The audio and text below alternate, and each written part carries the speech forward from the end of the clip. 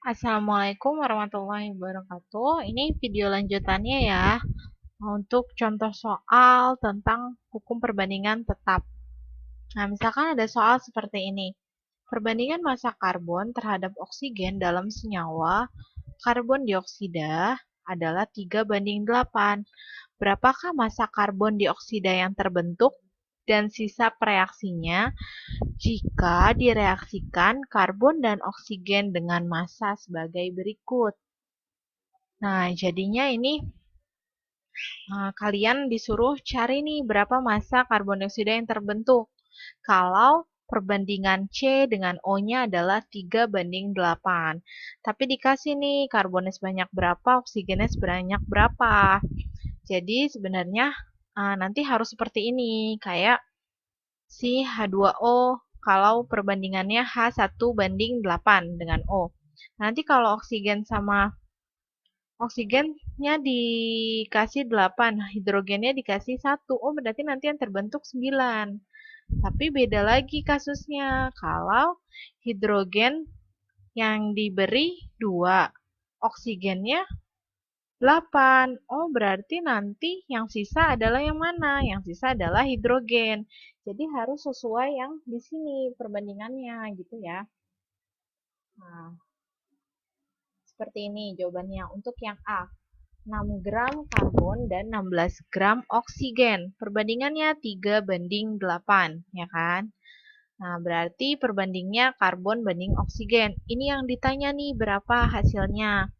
Mula-mulanya karbonnya sebanyak 6, oksigennya sebanyak 16. Nah, caranya gimana? Caranya adalah kita bagi pembandingnya.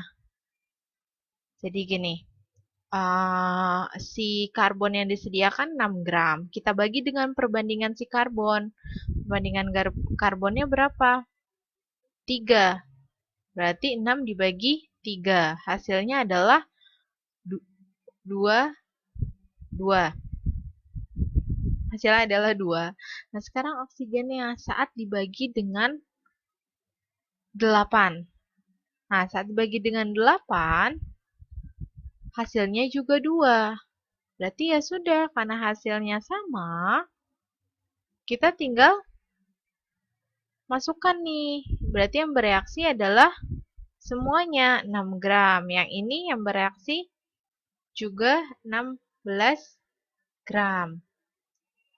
Tinggal dijumlah 6 gram plus 16 gram. Hasilnya adalah 22 gram. Ada sisanya enggak? Tidak, gitu. Nah, coba kalau untuk yang B. 6 gram karbon dengan 8 gram oksigen. Nah, sama nih kita bagi juga kan. Ternyata pas dibagi hasil perbandingan massanya, si karbon adalah 2, si oksigen adalah 1. Nah, yang kita jadikan patokan adalah si oksigen. Karena ini unsur dengan hasil pembagian yang terkecil merupakan reaksi pembatas, yaitu reaksi yang akan habis. Gitu. Kalau tadi ini dia 2:2. 2:2 itu sama saja 1:1 kan? Artinya mereka bereaksi semua. Nah, kalau untuk yang ini, yang perbandingannya beda, ada yang 1 dan 2, hasil perbandingan massanya, berarti nanti yang akan habis adalah oksigen.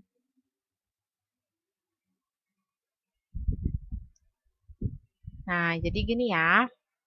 Nah, jadi kan nanti kita pakai patokannya si oksigen. Karena tadi dia perbandingannya 1, yang ini 2. Terus yang akan habis berarti kan si oksigen tadi saya bilang yang sebagai reaksi pembatas biasanya dia akan habis. Nah, untuk yang bereaksi itu gimana yang di karbon? Oh, jadi kita tinggal lihat perbandingannya. Karbonnya berapa? 3/8. Karena yang kita pilih adalah si oksigen sebagai pembanding. Jadi 3/8 dikali gramnya si oksigen. Ternyata berapa? Ternyata 3 gram. Nah, karena ini 3 gram, Berarti sisa dong, karena si karbonnya disediakan 6. 6 kurang 3 jadinya 3 gram. Jadi karbonnya sisa, oksigennya habis, dan karbon dioksida yang dihasilkan adalah 11 gram. Gitu. Nah, untuk yang C. Ini seperti ini, 3 banding 8. Sama, kita bagi dulu nih. 12 banding si 3, yang 35 banding si 8. Ternyata mana? Yang lebih kecil adalah ini, 4 banding 4,375 adalah yang lebih kecil 4. Jadi sebagai reaksi pembatas adalah si karbon. Ingat, yang sebagai reaksi pembatas dia akan habis bereaksi. Nah, berarti dia akan habis nih, benar, nggak ada sisa ya. Lalu kita cari nih oksigennya. Gimana cara cari oksigennya? Tinggal lihat perbandingan oksigennya berapa? 8 per 3, karena yang jadi patokan adalah si karbon. 8 per 3 kali 12. Hasilnya adalah 32 gram. Baru deh kita hitung. Berarti yang terbentuk adalah 12 tambah 32 gram. 44 gram karbon dioksida. Seperti itu ya. Ini memang agak sulit, tapi coba tolong dipahami sambil dicatat. Kalau memang kurang paham, boleh langsung tanya. Boleh japri ke saya ya, gitu ya. Atau tanya di grup juga boleh. Nah, sekarang nanti akan ada nih contoh soal seperti ini. Direaksikan gas nitrogen dan oksigen dalam perbandingan massa sebagai berikut.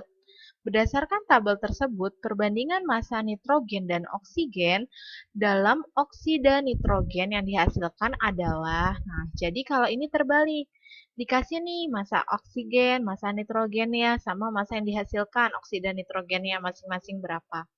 Tapi, kalian harus cari perbandingannya. Kalau soal yang tadi, yang pertama, ini kan kalian suruh cari, udah ada dikasih ya perbandingannya, tapi cari hasil yang dihasilkan. Nah, kalau ini kebalikannya, caranya adalah gimana? Tadi apa?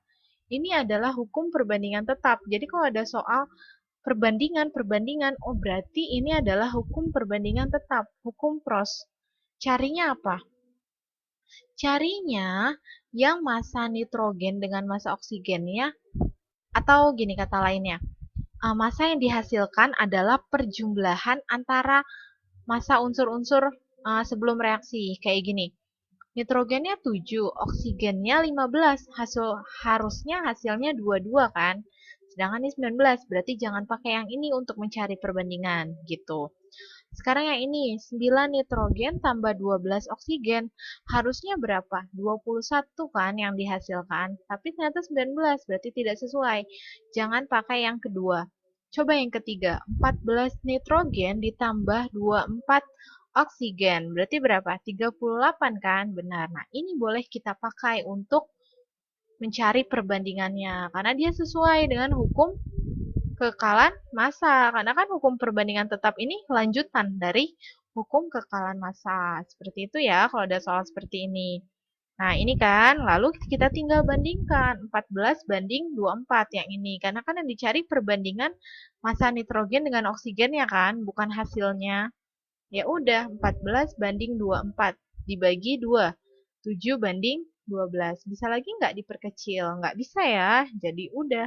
Sampai sini hasilnya gitu. Ada satu lagi nih contoh soalnya.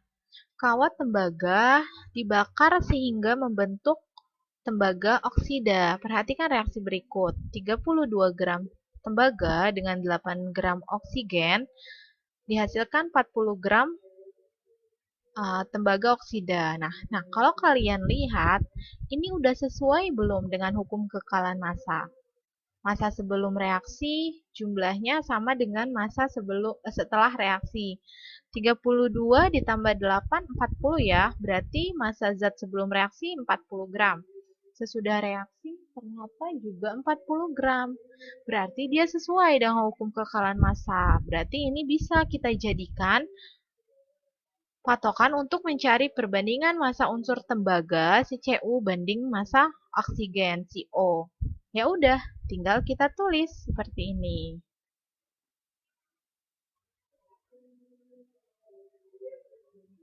Nah, jadi ini bisa pakai cara kayak gini. Kalau menurut saya, gampangnya adalah kalian langsung gini aja, 32:8. Kalian cari, perkecil, lalu hasilnya adalah 4:1 kan, sama seperti ini. Kalau di sini,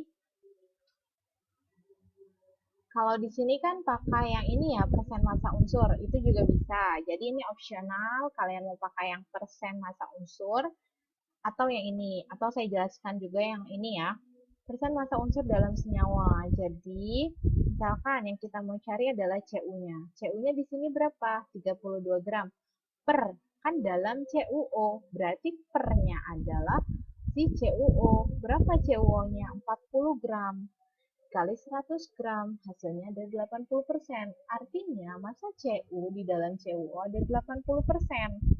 Karena ini unsurnya hanya ada Cu dan O, sudah pasti sisanya adalah oksigen. 100% dikurang 80%, hasilnya sudah pasti 20%. Ya sudah, kalian bandingkan 80:20. Diperkecil hasilnya 4:1. Sama juga kan kalau 32 dibanding 8. Hasilnya pun 4:1. Jadi opsional ya. Nah, tolong dipahami sambil dicatat, dirangkum yang penting-penting, terutama sih contoh soalnya. Karena pasti nanti akan saya keluarkan di pas. Jadi tolong tanya kalau memang belum paham gitu. Sekian dulu ya untuk pertemuan hari ini. Kurang lebihnya mohon maaf. Assalamualaikum warahmatullahi wabarakatuh.